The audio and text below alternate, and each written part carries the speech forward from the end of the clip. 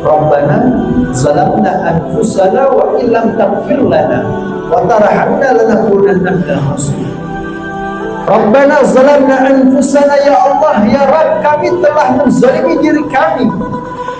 Wa illam taghfir lana, seandainya Engkau tidak mengampuni kami, lanakunanna minal khasirin, maka kami akan termasuk daripada golongan orang-orang yang merugi. Itu Nabi Allah Adam alaihi salam berdoa, bermunajat kepada Allah, begitu sangat amat menyesal, kami telah menzalimi diri kami. Itu kata Nabi Allah Adam, ya Allah, andai kata Engkau tidak mengampuni kami, kami rugi ya Allah.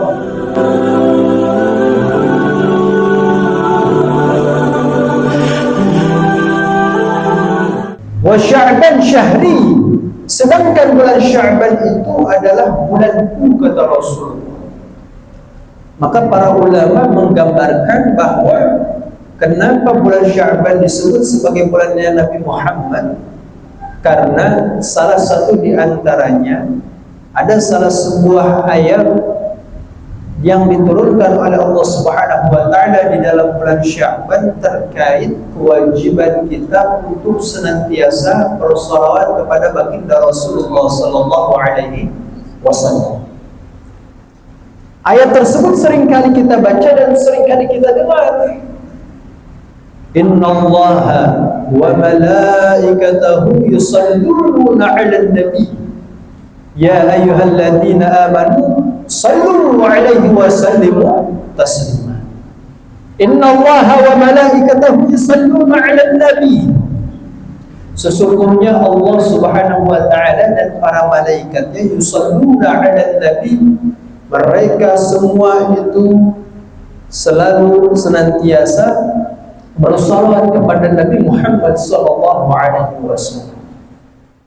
Kita lihat begitu banyaknya perintah yang Allah sampaikan kepada kita, Allah wajibkan kepada kita para hambanya. Di dalam Al-Quran seringkali Allah mengucapkan kalimatul amri, perintah, aqimus shalah wa atuz zakah. Allah perintahkan kita salat, Allah perintahkan kita zakat, Allah perintahkan kita untuk melaksanakan ibadah haji ke Baitullah, Allah perintahkan kita untuk melaksanakan ibadah puasa. Tapi sebegitu banyaknya perintah yang Allah perintahkan kepada kita, tidak ada satupun daripada perintah tersebut yang sebelumnya Allah Subhanahu wa taala memberikan contoh kepada kita semua.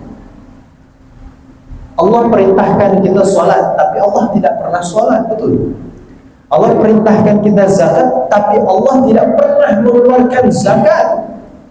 Tapi satu ibadah yang ketika Allah memerintahkan kepada para hambanya, kemudian Allah memberikan contoh terlebih dahulu. Maka di sini adalah innallaha wa malaikatahu yusalluna 'alan nabi.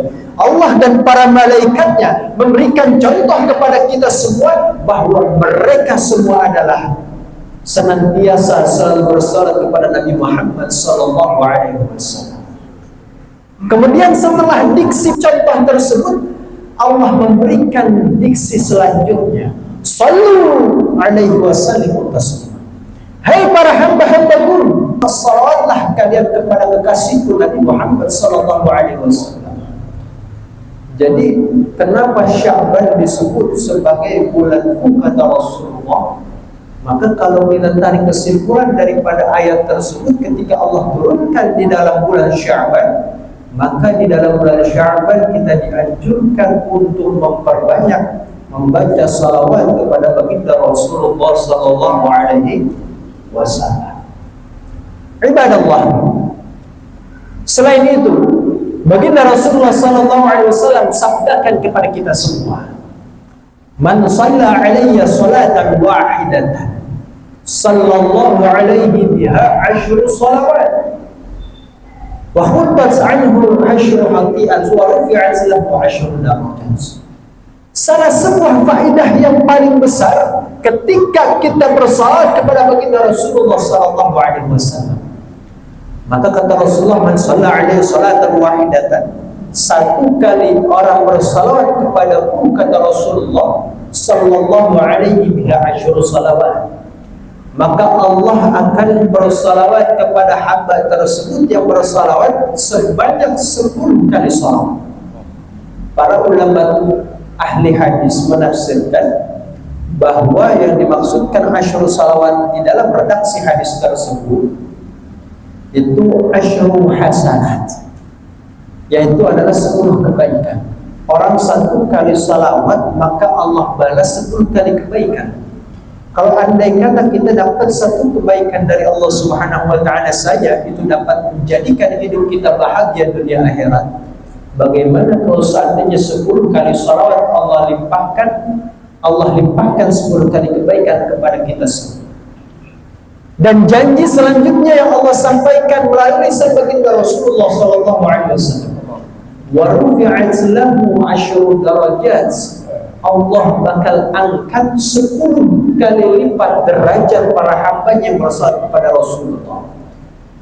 Wa khuddat anhu 10 khatiyat.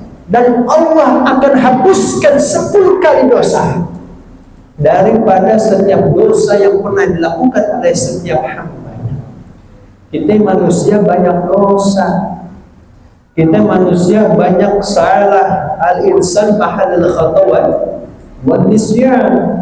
Manusia itu adalah tempat salah, tempat lupa. Maka tidak bisa dipungkiri, tidak ada pun satu dari manusia yang tidak pernah melakukan kesalahan kecuali dia adalah baginda Rasulullah sallallahu alaihi wasallam. Rasulullah ma'sum. Sifat kemaksuman Rasulullah ini yang diartikan bahwa Rasulullah selama hidupnya tidak pernah melakukan kesalahan sedikit pun. Sebelum beliau melakukan kesalahan, maka Allah akan peringatkan terlebih dahulu baginda Rasulullah kasih, supaya memang Allah itu ingin mensucikan Rasulullah daripada sifat salah. Berbeda sama kita. Bahkan sekelas Nabi, ini datuknya para anbiya, datuknya para manusia, mulai dari diciptakan manusia sampai hingga kini, itu adalah Nabi Adam alaihis salam. Bahkan sekelas Nabi aja pernah berbuat salah. Nabi Adam alaihis salam kita tahu kesalahan terbesar yang menyebabkan beliau itu diturunkan oleh Allah dari surga ke dunia, itu sebab memakan sesuatu yang telah dilarang oleh Allah sebelumnya, yaitu adalah buah khuldi. Perkara receh, perkara remeh, tapi Allah turunkan beliau dari surga ke dunia. Perkara receh, perkara remeh, tapi beliau begitu sangat amat menyesal, bertobat kepada Allah Subhanahu wa taala. Bahkan salah satu doa yang diabadikan di dalam Al-Qur'an daripada doa yang dipanjatkan oleh Nabi Allah Adam alaihi salam, yaitu adalah Rabbana zalamna anfusana wa illam taghfir lana wa tarhamna lanakunanna minal khasirin. Rabbana zalamna anfusana, ya Allah, ya Rabb, kami telah menzalimi diri kami. Wa illam taghfir lana, seandainya Engkau tidak mengampuni kami, lanakunanna minal khasirin, maka kami akan termasuk daripada golongan orang-orang yang merugi. Itu Nabi Allah Adam alaihi salam berdoa, bermunajat kepada Allah, begitu sangat amat menyesal, kami telah menzalimi diri kami. Itu kata Nabi Allah Adam, ya Allah, andai kata Engkau tidak mengampuni kami, kami rugi ya Allah. Nah itu boleh itu kita pakai, itu kita praktekkan. Itu kalau minta doa sama Allah, bukan berarti kita ini kurang ajar sama Tuhan, bukan berarti kita kurang ajar sama Allah Subhanahu wa taala, bukan. Ini sebagai bentuk ungkapan bahwa benar-benar kita mengharapkan ampunan ataupun rahmat dari Allah Subhanahu wa taala. Ya Allah, kami telah berbuat zalim terhadap diri kami, kami telah berbuat dosa, kami telah melanggar segala apa yang Kau perintahkan. Ya Allah, kalau Engkau tidak mengampuni kami, maka kami akan menjadi orang yang menyesal. Itu apa? Kita doa lebih mantap. Berarti itu menandakan bahwa memang apa yang kita harapkan itu benar-benar sepenuhnya keluar dalam hati kita.